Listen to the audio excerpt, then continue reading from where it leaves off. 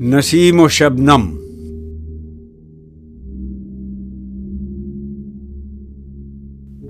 نسیم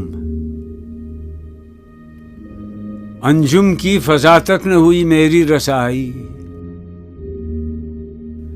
کرتی رہی میں پیرہن لال و گل چاک. مجبور ہوئی جاتی ہوں میں ترک وطن پر، بے ذوق ہیں بلبل کی نواحائے طربناک.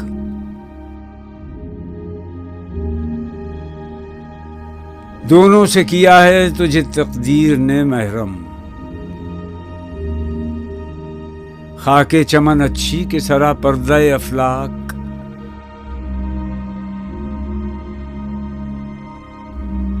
شبنم کھینچے نہ اگر تجھ کو چمن کے خس و خاشاک، گلشن بھی ہے ایک سر سرا پردہ افلاک.